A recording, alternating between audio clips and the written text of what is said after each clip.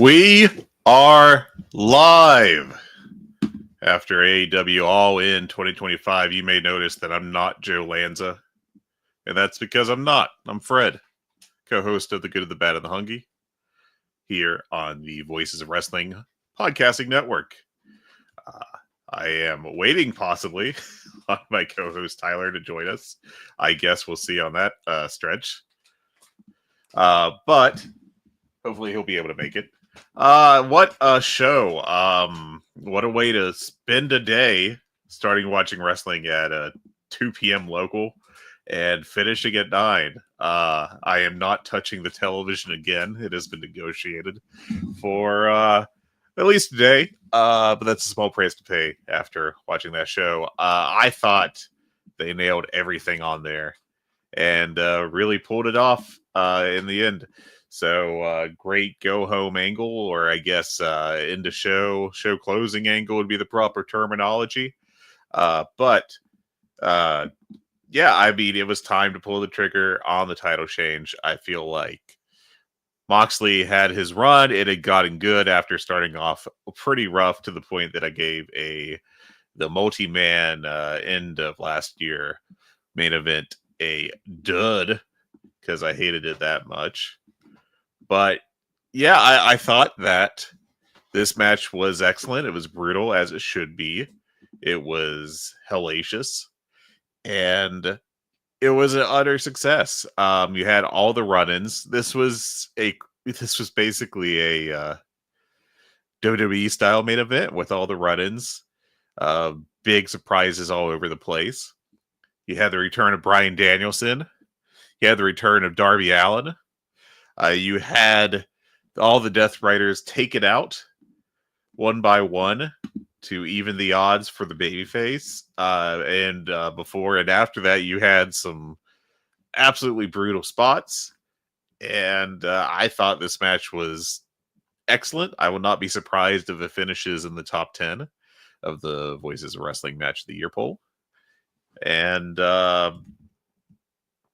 but just absolutely a success in every way that I could think of. So, great performances by both men. And yeah, I mean, it was everything you could hope for in this spot. Moxley stepped up, best Moxley match in God knows how long. Best Moxley performance. I realized that his bit was kind of different, less than what he was going for. Or, what I'm trying to say is, like, he was trying to do less of a I'm having great matches gimmick and more of a I'm the dastardly heel you want to see eventually get beat gimmick. So that all makes sense. But, Hangman Page had a great outing. Moxley had a great outing. Just an absolutely fantastic main event. So on top of that, I think there's a lot of good stuff up and down the card. Frankly, some great stuff. I think all of the 3 advertised main events delivered fantastic performances. There are a couple undercard matches that were very strong. There were some that I think kind of disappointed. And I'll be talking about that. Maybe we will see Tyler make an appearance, but we'll go ahead and get into it. So I guess, yeah, we'll talk about the main event some more. So essentially Page started with House of Fire, and then you got Moxley, and this crowd was molten for this match. The pop at the end of the match when Page got the win was one of the louder I've heard in quite a while. The surprise return of Bryan Danielson under the Blue Panther mask, because of course, absolutely nothing but respect for doing that. And there's only one wrestler that has ever cut a promo from the top of Mount Everest, and that's Darby Allin. And what a gimmick, what a thing to see happen. Absolutely insane. But I think we're going to segue right into Darby against Mox, which makes perfect sense, considering how this whole angle started. Darby will be able to get his revenge away from the world title because, frankly, Page and Swerve, too, at a minimum, got them so hot that you could not just be like, you're going to have to wait your turn. Like, you had to pull a trigger here. And I think Paige was at least as good of an answer as Swerve, if not better. I don't really have a strong take on that. And yeah, I mean, you had the Bucks coming out, and one weird thing that I think will be interesting to watch going forward is Ospreay getting taken out so early without Swerve coming out to save him. So I think that is going to leave open the window of what I had predicted before the show, that Swerve and Will Ospreay would be having a feud. That just made a lot of sense to me. And at the time, and I could still see it happening. You could still have Swerve turn heel, I guess, but the fact that Ospreay just basically got killed is a little weird now with that in hindsight. I guess we'll see how that goes. And I believe Tyler has joined us. Tyler. Hello, Fred. How are you? I'm doing well. How are you? Oh, buddy. What a show. What a show. I've just been gushing about the main event for about 10 minutes now. So if you'd like to join in, go right at. This was a 5-star match, and I don't think there's really much argument against it. I can understand not liking the run-ins, but I do think in some situations run-ins are good. I think it's a big part of the story, and I think this run-ins in this sense was a really big part of the story. And I really liked how they did the run-ins. There was no music. Mm-hmm. I thought that was a great touch. It's something that has been a problem with American television wrestling for quite some time. And the fact that they were able to do it without the run-ins, I thought was tremendous. I thought it was great from start to finish. And I really liked how, even though it was a Texas Death Match, it felt like a main event epic. It was almost like they got both of them in one shot.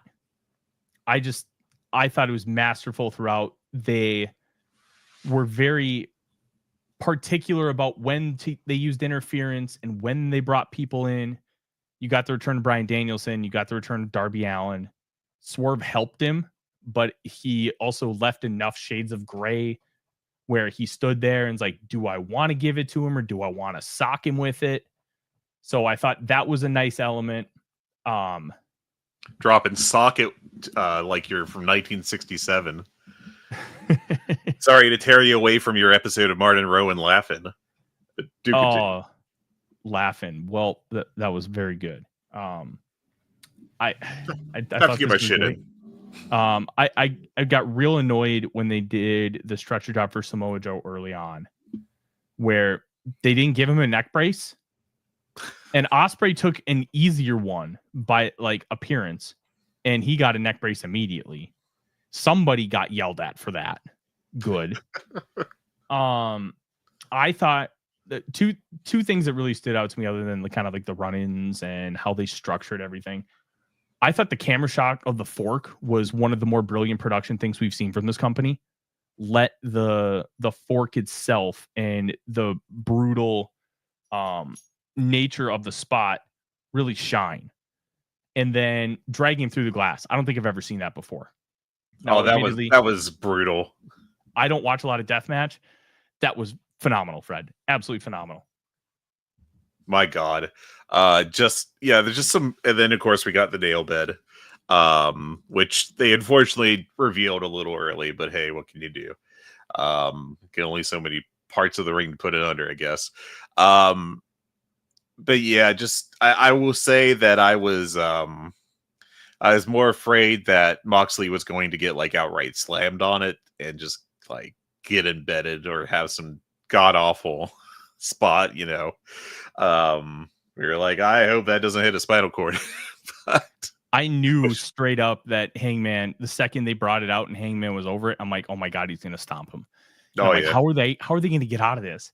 How are they going to do this? And the hand was a really good touch by Hangman. It also played into it, and I thought Taz was great on commentary where he made a comment right away. He's like, "Oh, got the hand under." Like, yeah. Taz is so good at that kind of stuff. Like, he really, I think that Taz, you know, kind of got a bad rep at some points. I mean, it's been years now, but you know, towards the tail end of SmackDown and towards a lot of his TNA run. But I think one of the best things that Taz does now is there's little like I'm going to call it like a shoot stuff that he kind of does, and I really appreciate that, and that was a good example of that. Yeah, this main event was tremendous from start to finish. I want to give my props to Moxley because that the finish, where he was hanging from the chain, that was a shoot, man. You could see his face turning colors. He's a madman. Absolutely. He let that thing legit choke him. Mm-hmm. And to really drive home the finish. Major kudos to him. I thought he was brilliant throughout the entire match. I thought this Death Rider stuff really took a turn for the positive, and we've talked about it back in like January, February. It started to really come together.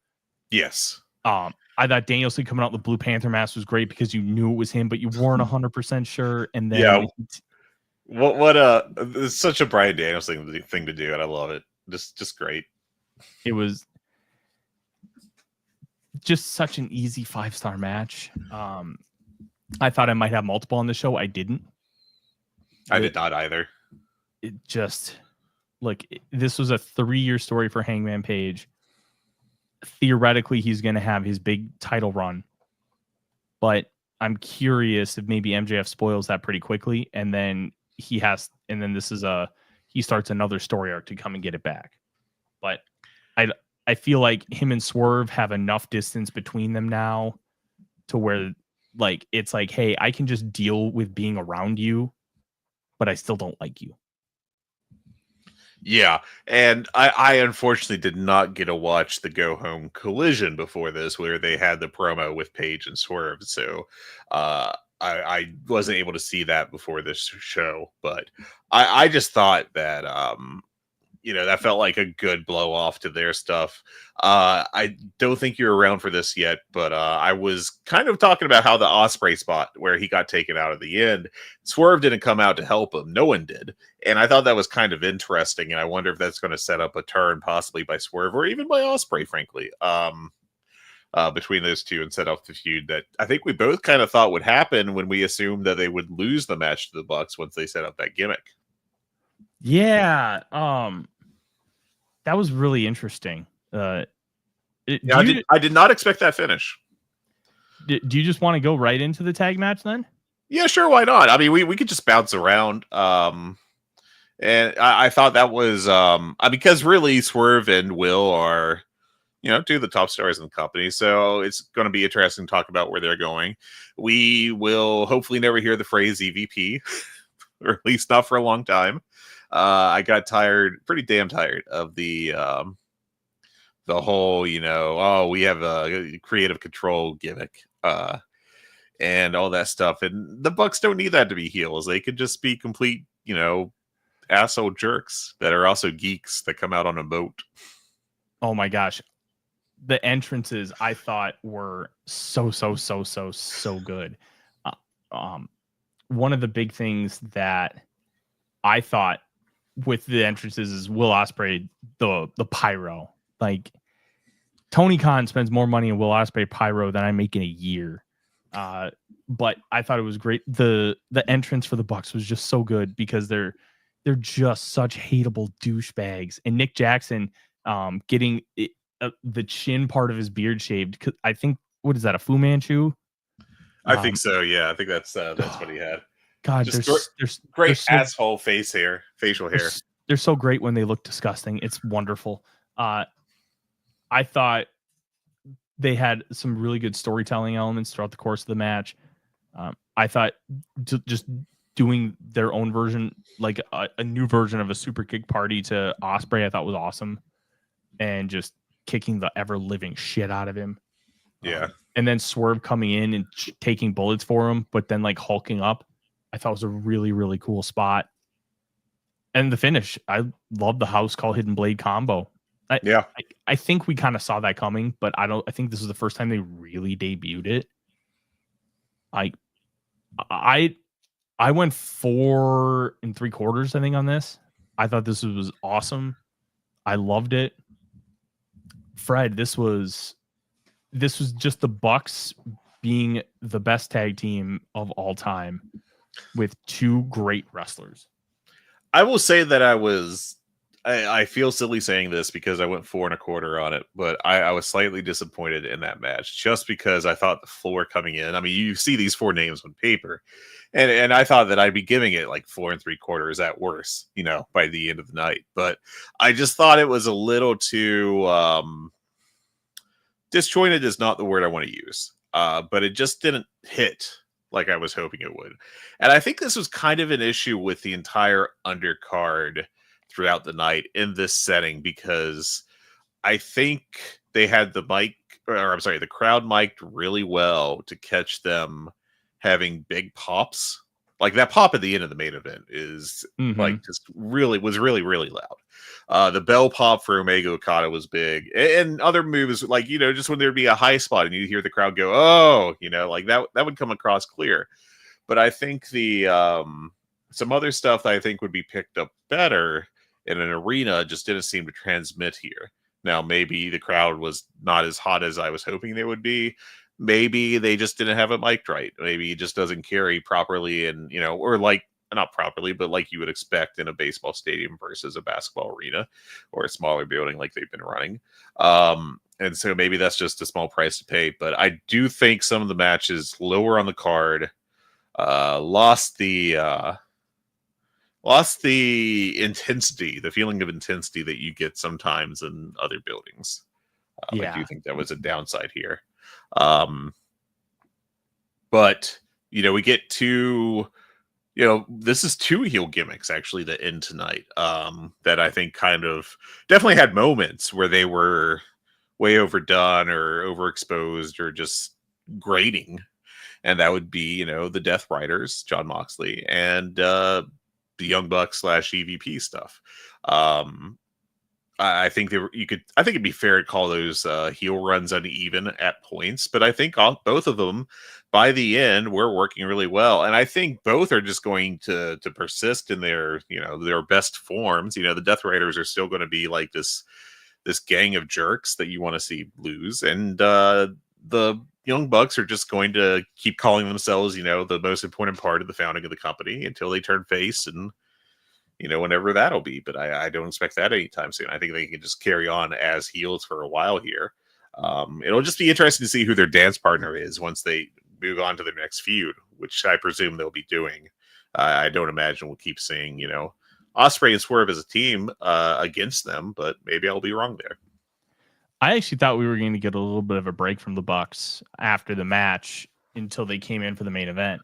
Yeah, that surprised me. I did not expect them to run in. I fully expect the Death Riders and Gabe Kidd to run in, but I did not expect to see the Bucks out there. But it made sense given their history and everything with Paige, and also which one of the Bucks, I can't remember which one right now, but one of them did the buckshot lariat in their match, which I thought was also kind of interesting. So maybe that's foretelling more involvement with Paige going forward. I don't know.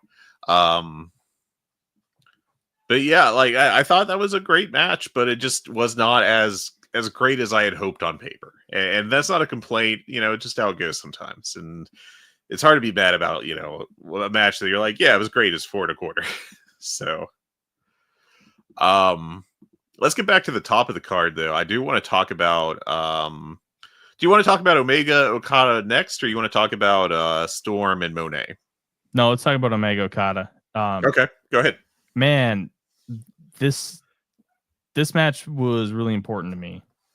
I think I've told you before. I don't know if I've said it on air, but Omega Okada is the reason, like in a roundabout way, why I'm a sports writer and kind of ended up landing it like a dream job, because I found out that two guys I'd heard of Omega, I'd never heard of Okada, but two guys I'd never seen wrestle before got a 6-star match. And I'm like, how does that make any sense? I don't understand. And I was back home visiting, helping my best friend get ready for his wedding. And lo and behold, I found it. And I'm like, oh my God, this is like the greatest thing I've ever seen in my life. So that kind of just snowballed. I had my appendectomy that almost killed me. Then I went to the G1 at Dallas, started writing for Voice of Wrestling, turned that into sports as well. And now here I am. But I was so excited for this match, and I was so intrigued of how they were going to do it because Okada's 37, Omega's 41. Omega's already talking about the fact that he's almost done. And I thought that they had a really good match, but it just never hit any of the notes that the other matches did. I thought it, like, if you would have shown me this match without having seen the other four, I would have loved it. It was great. They really worked the midsection well. I thought they got me a couple times with false finishes, and then just the landslide Rainmaker 1, 2, 3 classic. Like Okada's like, hey, I turned the tables. I'm getting a quick win. I knew that there was going to be interference, and I even told myself like, it'll be fine if there's interference, no big deal. Then I hated it because this is Omega Okada. I hate that there's interference, and it just bugged me. I only went 4.5, and I was just so disappointed. Marzi, you're fine. Come here, honey. Yeah, it just never hit any of those highs that we really wanted it to.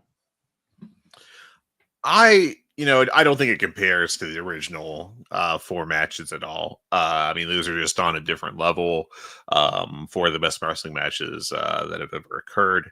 But I still thought this was a really, really great match. I thought they worked it very differently. It was a much slower style. But I thought that it was a very tense match. I thought did a great job of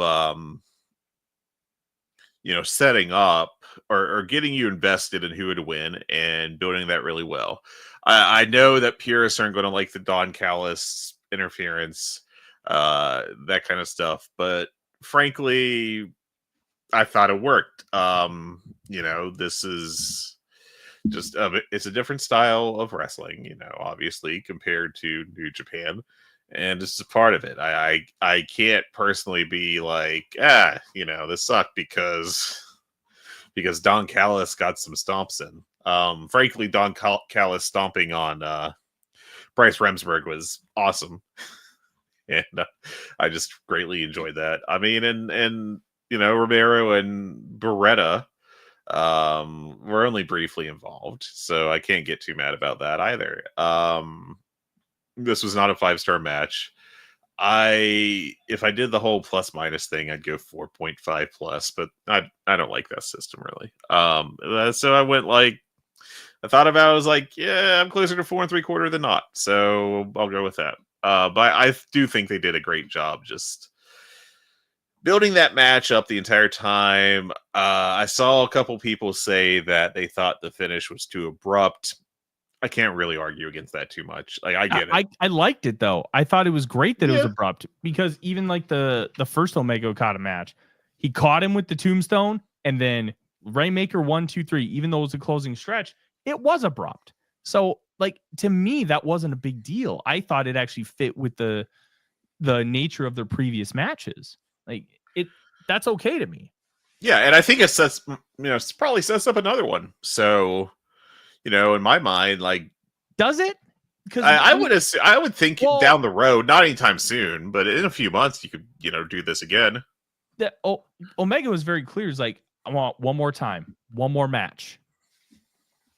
Yeah, but he'll be like, oh, Callis got involved, and Romero, and Trent got involved a little bit. I just wanted Callis 1-on-1, and all this other bullshit happened, so I have to get an opportunity at actually getting what I want.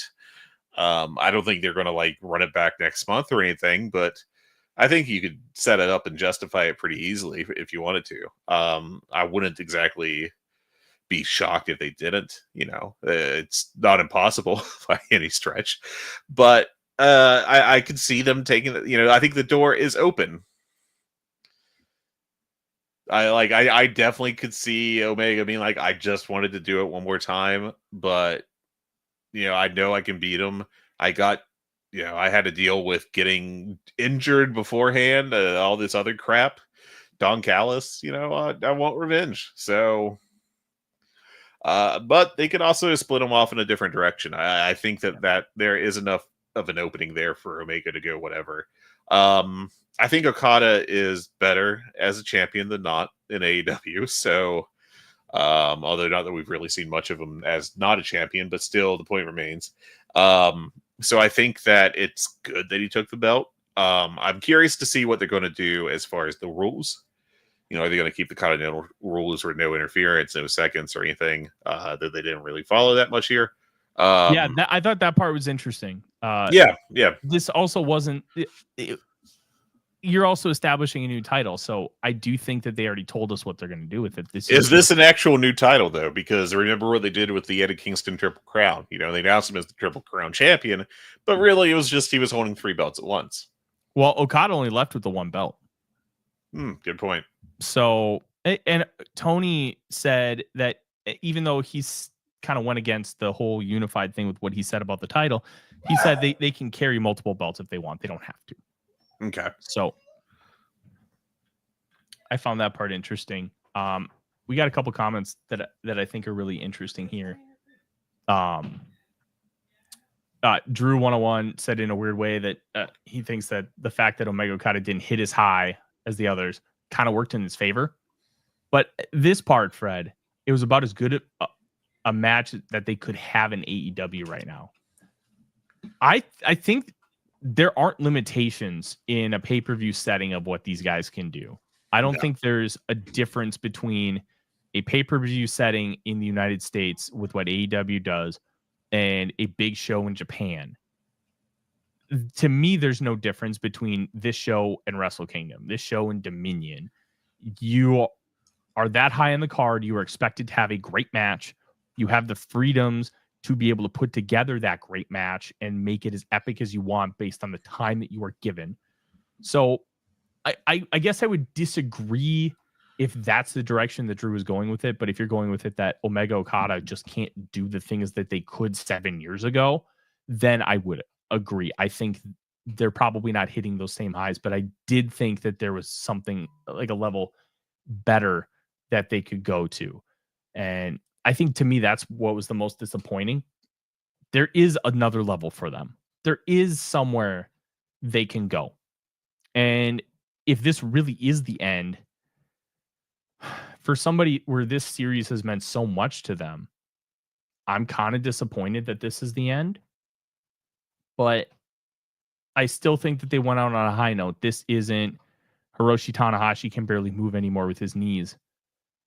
This is 2 guys that can still wrestle at a very high level. I mean, Kenny Omega had arguably a match of the year contender on January 4th against Gabe Kidd, January 5th, one of the 2. And Okada can still go at a high level. He's really picking his spots. Mike Bailey match. Yeah, and he was great in that match. I thought he was great against Kota Ibushi, and he was great here. I thought he looked like $1 million. I think, as weird as it sounds, as much as the interference bugged me, I did think it was very well done. I thought the chemistry of everything, the layout of everything was very good. And Don Callis just continues to be arguably the most cohesive part of this company. Everything he does makes sense. Everything he does is well laid out. Everything he does is planned. And it's just structured really, really well. Best manager in wrestling since he came to AEW, more or less. Is he better than Heenan? No, you can't say that. Absolutely not. Can we have a conversation that he's on a level similar to Heenan? Like, this is the kind of manager that he is, right? Yeah, it's very Heenan-like. Let's not kid ourselves. But I mean, Heenan was on a different level. Like, let's just. And I want to be fair, just because I'm saying these things, I actually don't think he's better than Heenan. But okay, I don't think we've seen a manager on this kind of level since Heenan. I mean, Cornette was great in his day, as much as I do not care for him. He was extremely good with Midnight Express. I think it's also different, though, because he was mainly a tag team manager, which nothing against that. But I do think with what Callis does with his singles guys and his tag guys and just everybody and how he keeps everything cohesive, he still has the quote unquote scar on his forehead. Like, he's Harry Potter or something. It just awesome stuff.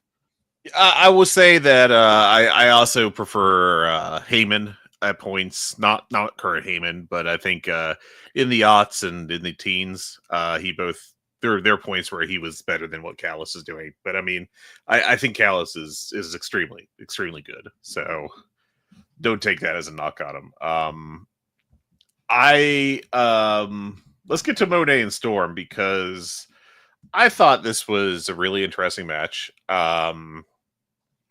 You could argue it's the best non-death match / hardcore match, whatever term you prefer, in AEW history for the women's division. There probably are a couple I prefer to it, but it's very much up there. And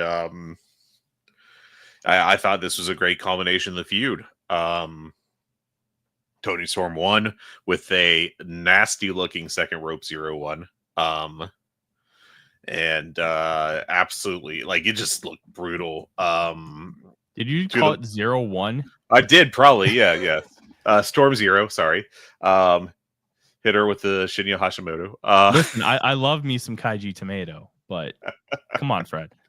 I mean, yeah, this was a great match. I think, I watched some of the people in the Slack, like initially they weren't into it. And I think there's still some residual resentment towards Toni Storm, just like there is to some extent with like the Death Riders and some of these other gimmicks that really struggled about a year ago.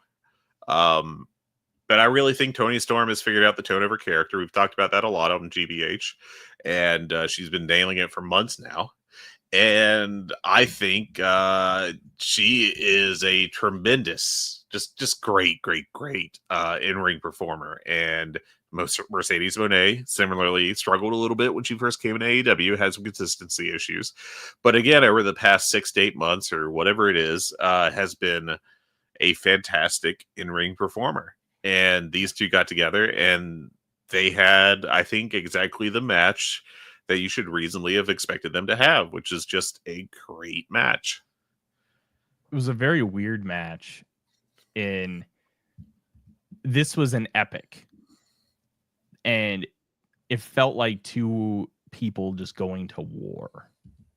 And everything was so calculated and so well thought out. A couple of the transition spots got a little sloppy. That's par for the course when Mercedes is wrestling, but Toni was just equally as sloppy. But I mean, they were trying some like really interesting like lucha style transitions that just didn't land. It is what it is, but they were trying some stuff. Clearly, this match meant a lot to both of them. I adored this match. I thought like about halfway through the match, it was really cool that Mercedes was going for a bunch of different roll-ups, and then you thought she was going to go into a backslide as the next one, and then just turns it into the Moneymaker.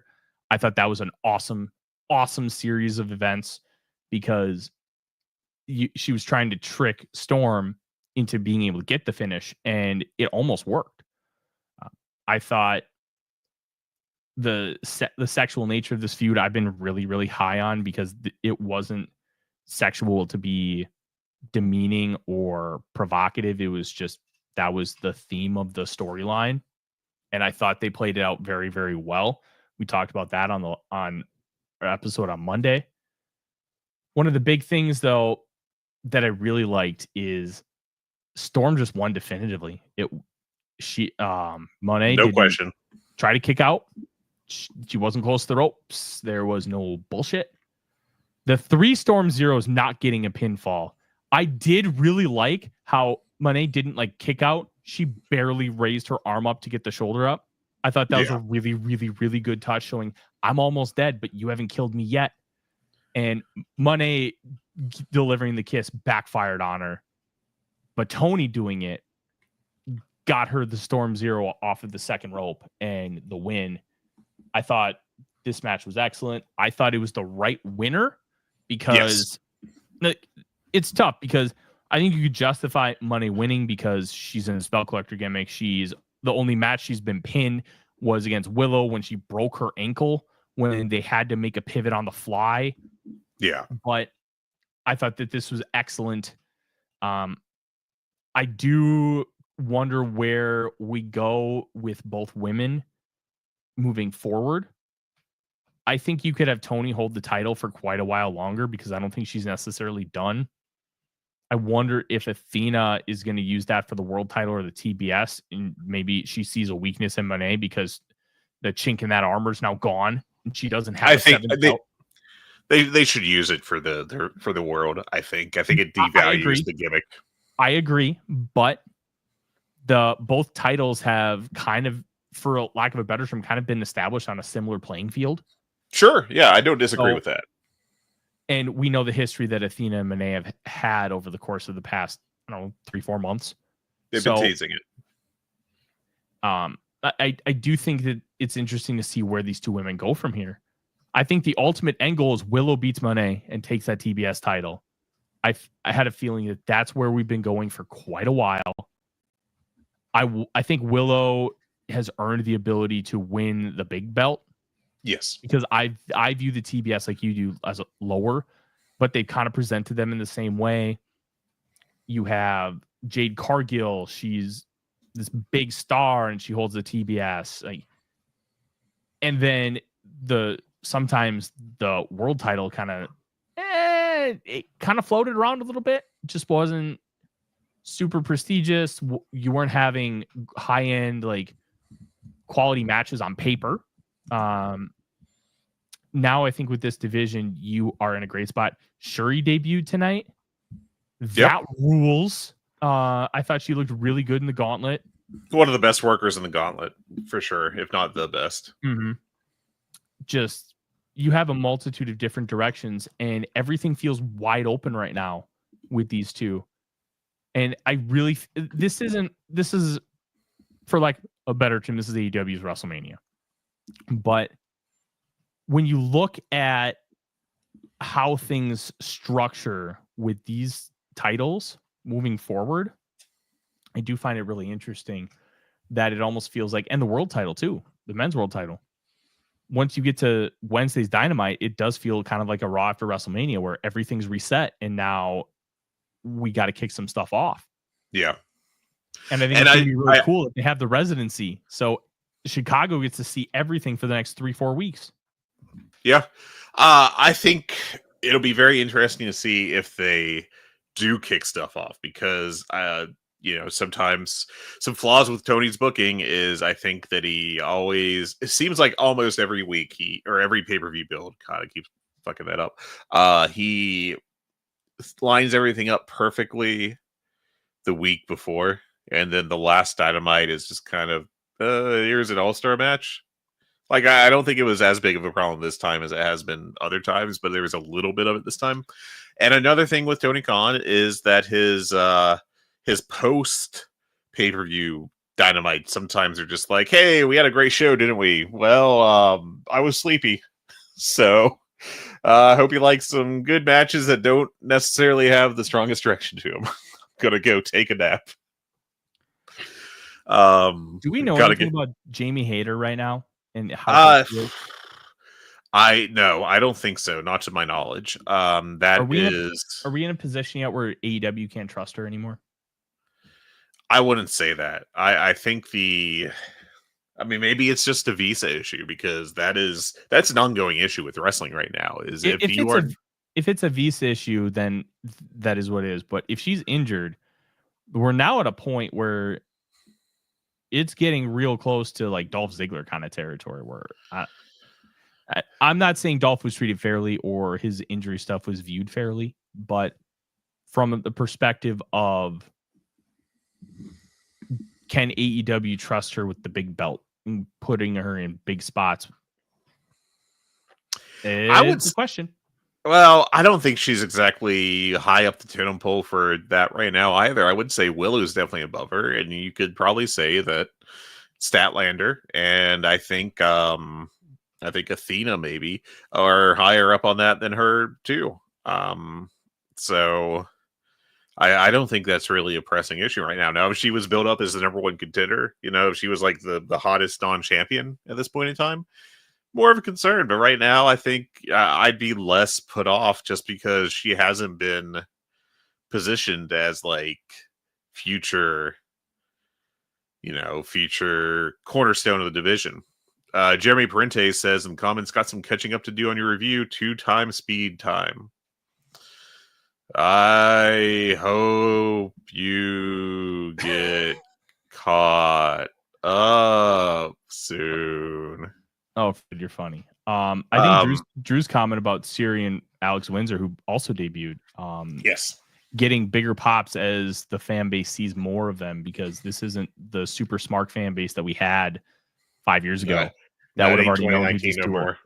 Yeah, but the second they saw him and go, I'm like, okay, we got something here. And the crowd being receptive to that, I thought was awesome. Yeah, I will say that women's gauntlet, it had some good moments. Not going to bury the match. I mean, I thought it was good overall. I went like 3 on it, but I went 3 on it for a reason, and that reason is it got pretty botchy at points. And I think Tay Conti, maybe we don't feature anymore. Like that was bad enough. And why can't she run the ropes, Fred? Man, why can't she like not kill people? There was at least 2 moves where she dropped someone and looked like right on their dome, and it's like, good lord, this is some ugly stuff. And then Thunder Rosa was not exactly knocking it out of the park either at points. Unfortunately, I think she's cooked, and I think it's injury related. Yeah, I think it's her back, and I hate to say that because I mean she's still in one of the best AEW matches of all time, the Britt Baker one. The lights out, I think it was. And the cage. And that was like, and the cage was really good too. But I think that may be it. She may have got like those 3 months under the sun, and then the health issues kicked in, and I hate to say it, but I do think that's the case. But I thought that there's so much bullshit in that match, by the way, like so much like perfectly legal Cole stuff. I was going to say that both matches had a lot of interference. I thought the women's one had like a whole lot. Way too much. Like to the point that it was like Sky Blue is not an entrant in this match, but like, just why isn't she? Why don't we just make her part of it? Yeah. I was very annoyed about both matches having that kind of interference, especially after it just got out of control. Yeah. Last year's finish in the men's gauntlet was an interference finish, which I absolutely hated, but it also made sense with Christian Cage. Like, sure, just stop doing interference in these damn gauntlets. There already is plenty of legal interference with just the competitors in the match. Mm-hmm. You don't need to have outside interference too. And I thought both gauntlets went too long. I thought both had too many people in them. I think both would have benefited from telling a few people like, hey, sorry, enjoy the catering. Feel free to make the trip. We'll see you in Chicago. But I mean, it didn't really kill either of them. It didn't kill the show or anything. But I feel like more than most AEW pay-per-views, and there's a couple that exceeded this, but I thought there was a lot of like, we're going to hit 3.5 stars, and like that's as good as it's going to get until we get to the 3 main events. Yeah. I will say that I did go 4 on the men's gauntlet. I had a lot of fun with it. I thought a lot of the work was really good. I thought it was structured relatively well, but it also was just annoying enough with some of it where it's just like, I can't go too much higher. But it was fun, and I think that's it wasn't bad. Don't get me wrong. It's mainly what you want with a match like that. You want fun. Yeah. And it was. As long as you're hitting fun, then you're achieving some level of success, right? We didn't get any like debuts or surprises in the men's, did we? I don't think so. Let me double check the notes that I'm cribbing off of. But I don't recall one, no. I will say I liked MJF how he won. Oh no, we got surprises. What the hell are we talking about? We got Juice Robinson back, aka he's shaved and he looks like Bret Hart, which is rock hard. And he's not very rock hard right now. I'll say that. The Guns came back as well as backup. The Guns too. I thought it was kind of weird to finish that match on the Max Caster enters, and then like 30 seconds later, it felt like, we go right to the finish. That was a little weird. That's the gimmick, though. That's why it was perfect. I get being annoyed by it, but that's why it worked. I just,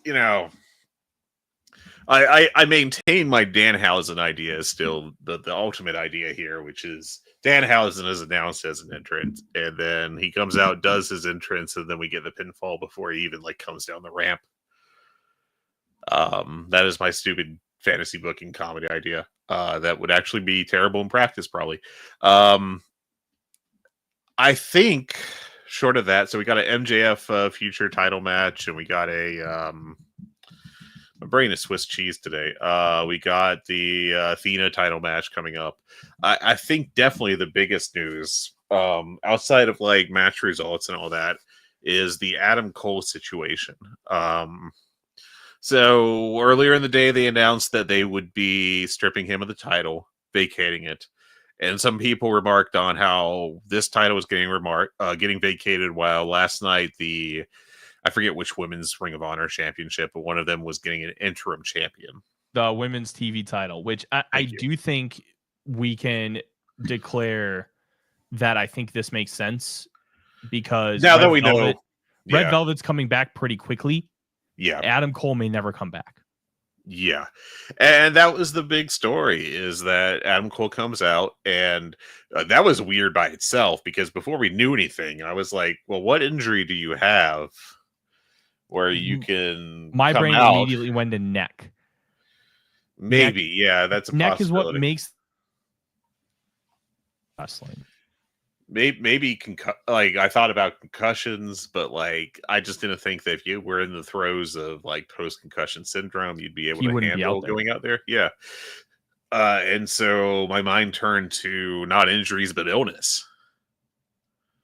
And that's my biggest concern. I mean, neck would not be good, obviously, but I mean, between a neck injury that ends your career and maybe an illness that threatens your life, I'll take the former.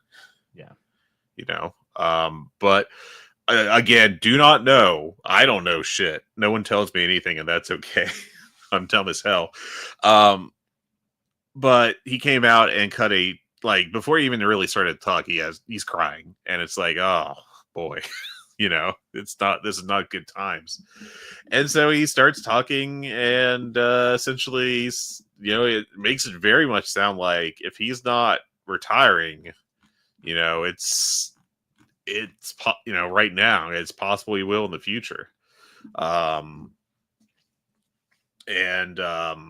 Roderick Strong and Kyle O'Reilly are there at ringside with him, and I hope Adam Cole is healthy, as healthy as possible. I hope he is, not in anything extremely serious. By which standard I'm talking about here with the extremely serious. Yeah. And then, I mean, and this doesn't really matter in the grand scheme of things, but it obviously brought the mood of the showdown. And the next match, the TNT Championship match, had a really hard time getting back from that. But yeah, I just hope to God that he's okay, because that was, really very real. Yeah. From a human perspective, I wish Adam Cole everything the best. I think whatever he's dealing with, I hope he's able to get fixed quickly, and he has a high quality of life for what he wants to do. Yes. From a wrestling perspective, I think it'll be good for Adam Cole to kind of be away for a little while. I think it'll be really good for guys like Roderick Strong, Kyle O'Reilly to be away from Adam Cole for a while. Maybe we can get some freshening up from that perspective. Yeah. I think using this as a Gold Watch title reign for Dustin, I thought was a great idea. I was shocked at the finish. He got a nice pop. It was a nice little moment. He's going to lose the title in 2 weeks, and it's not going to be a big deal. And now you can crown Kyle Fletcher on a different stage on something that wasn't just rushed together. Yeah. And I thought that was a really good idea. I know people were mad about Sammy Guevara. I wasn't. He was going to do some wacky stuff. And I will continue to insist Sammy Guevara is pretty good, actually. Yeah, and look, he comes off. Let's be real. He looks like a douchebag. Like he's got that kind of face you just want to punch. And he's done a couple like low level dumb stuff in the past, enough to get suspended multiple times. Like nothing that I think he's like a monster or whatever, but like just a history of some dopey stuff. At the end of the day, Fred, he was a COVID guy. He stuck around on all those shows. He's gonna get a couple extra opportunities. He's gonna get a couple extra spots. And that's just something we're going to have to be okay with, because he was one of the few that stuck around, that made sure that this ship did not sink. Yeah. And that means something to Tony Khan.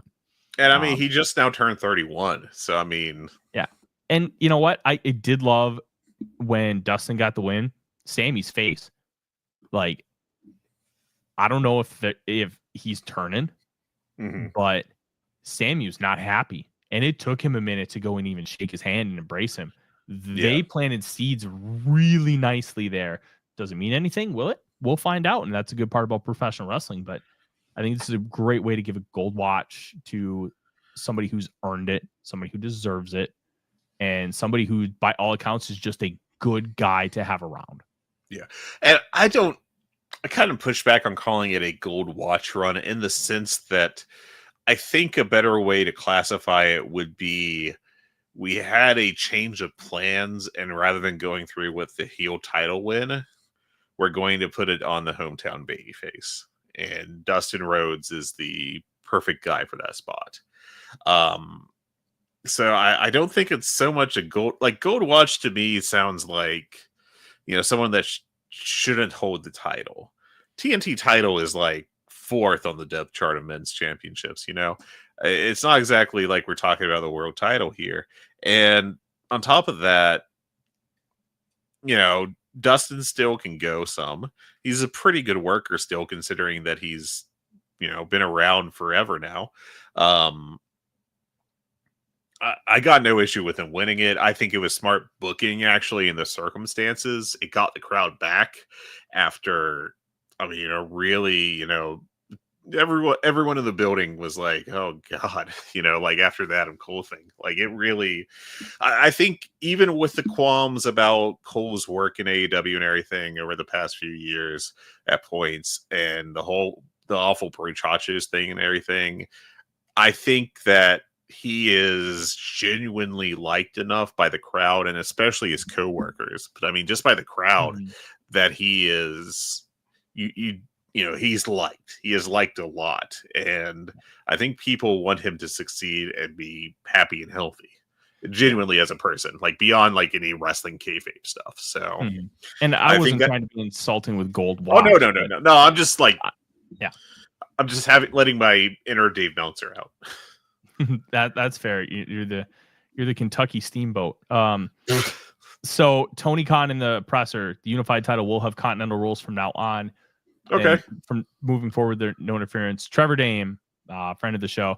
Tony, as a dork in the best way, goes in circles, noting that tonight continental rules were not in effect, which is why he's letting the interference slide. Otherwise, he'd fire Don. Okay. Tremendous. Fred, I unfortunately have had some personal stuff come up, so I got to go. But I want to get one thing in before I do. Go ahead, please do. My God. Cope has learned nothing. He has learned absolutely nothing being in this company. Oh, buddy. And let me tell you what I mean. Yeah. I'm sorry, we need dude. to talk about this. We do. Pyro went off, and you're holding. I can't even remember the name of the fucking board with the nails. The pyro. Janice.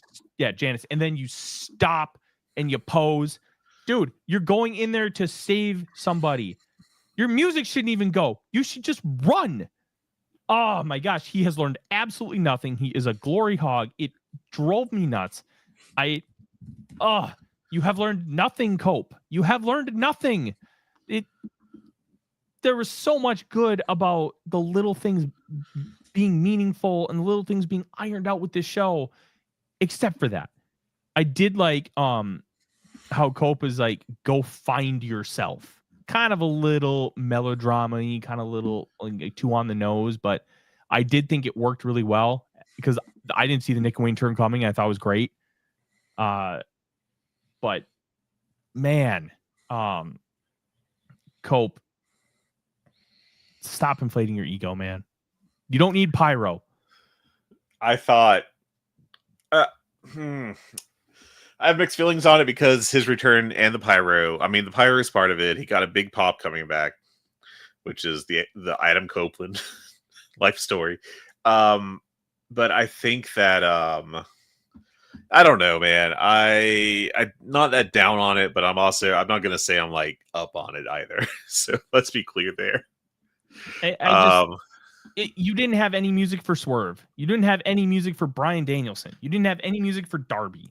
You had a little promo video, but you didn't know he was coming, and he'd come for like another 3-4 minutes, which I thought was a great touch, where it wasn't immediate, where it left, like, it could have left Moxley's mind that Darby was even coming, because, oh, he's not coming. Oh, it's probably just to fuck with me. Okay, I can move forward. And I thought it was great, but Cope just ruined it. He completely ruined it, and it drove me nuts. I have 2 tweets to read you before you leave. Okay. Neither of them from Trevor Dame, shockingly. But both are somewhat related to WWE. One guy posted about 20 minutes ago, Goldberg coming out with Doug Dillinger, Chuck Zito from Oz, Josh Barnett, Ernest the Cat Miller, and his son Gageberg. Chuck Zito from Oz? Let's go. Apparently. Chuck Zito rules. And secondly, Tom Green, who I enjoy, he does all the like WCW jobber stuff on YouTube and that kind of thing, posted about him telling his kid, hey, WWE's on, want to watch that? And his kid saying, you expect me to yeet after I just saw the best match of my life? Tremendous. Good stuff. Sorry I can't stay longer, Fred. I'm glad we could get some of the big stuff. Yeah. But man, great show. A couple things still need to be ironed out. Like, if you're doing a stretcher job for a neck injury, you give them a neck brace. Yeah, that didn't go great. That wasn't great, but hey, you know. Also, Trent and Rocky rule for how they handle the justice stuff. Awesome. Yes, that was good. That was really good. 4-star match. It I loved it. It was great. Just a perfect little pre-show match. Oh, last thing. Yes. The Outrunners looking like Newports. Yes. That gear was so funny. That gear was great. That match, nowhere near as good as the Collision 101, unfortunately. Like, not the same neighborhood. Still pretty good. But yeah. I thought if you didn't have the Collision one, I would have been higher on it. But I went 4.25. I still really liked it. I would not go that high. I went 3.5. I thought it was a good one. You're like, yeah, that was a pretty nice match, but I sure would not go out of my way to praise it or even necessarily watch it again. All right, Tyler, thank you for popping on. I'm glad we were able to make this work a little bit. I hope you have a great night, and we will be back to record Thursday or Friday. I'll keep yammering a little bit about the show and then wrap it up here. Looking forward to it. Thank you, everybody. Take care, buddy. You too. All right. Just a couple of other notes before I wrap it up here. I really liked that trios match way earlier in the card. You may remember that seemingly happening yesterday, but it was the opener of the actual pay-per-view. And it was the Death Riders plus Gabe Kidd against the Ops.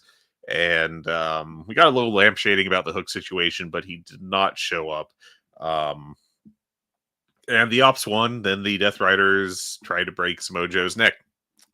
I assume that was an attempt maybe at teasing that Joe would not be showing up at the in the big main event Infinite Running thing. I am now seeing that Saturday night main events, the Goldberg retirement speech was cut off in the middle of it. Absolutely brutal. Somewhere Warren Hayes smiles. Boy, hope you never get anyone that hates you as much as Warren Hayes hates Goldberg. Damn.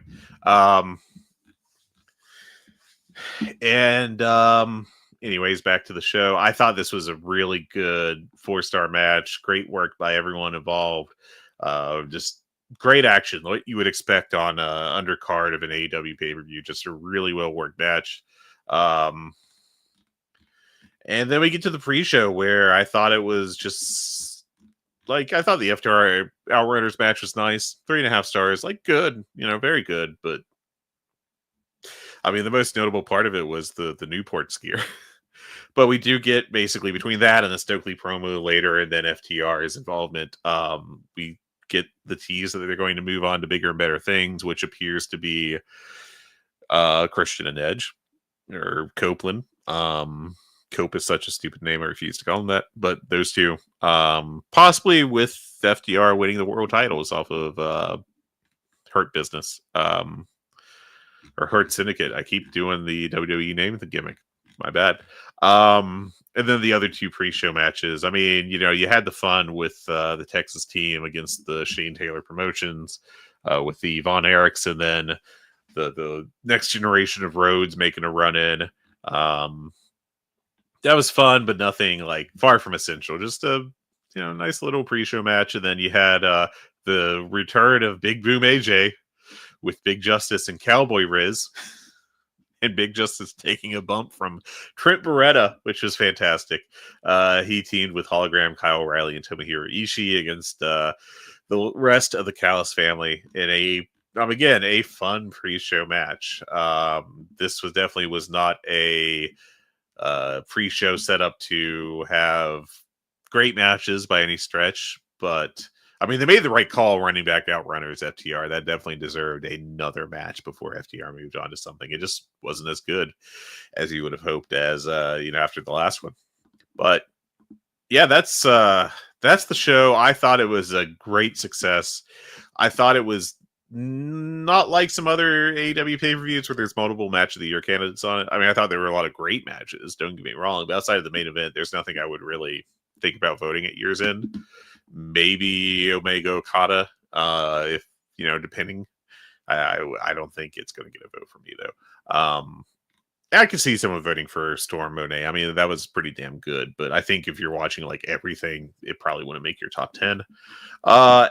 And I think that was the show. So I mean, definitely newsworthy. Between the in-universe stuff with the results of the top matches, and of course with Adam Cole's announcement. Once again, I'll send my best wishes out to him. I hope he is doing okay and doing as better as possible on the fastest conceivable timeline. I'll put it like that. And I guess that is it for us. So thanks to everybody that popped in to listen. Hopefully we did a suitable job filling in for Joe and Rich while they are watching baseball and eating poutine respectively. And hope you all enjoyed it. If you are interested in hearing more from me and Tyler, we do ostensibly every week. We do the good, the bad, and the Hungee here on this network. It's the AEW specific podcast. And I also do some extra writing on Patreon. You can find me there at patreon.com/flagrantwrestling. I spent most of last week, my wrestling writing time, researching the death of Cowboy Bob Ellis. And I have a post outlining all the information I did get and why I was not able to fully confirm it. Basically, it's because no one in Oklahoma will return a damn phone call. But anyways, thank you all for listening. I hope you all enjoyed the show.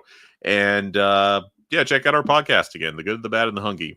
Hungee, just like the forgotten gimmick from 4 years ago in AEW when I wrote my dopey column. Thank you, everyone. Have a great night. Hope you all enjoyed the show. Take care. Have a great weekend. Bye.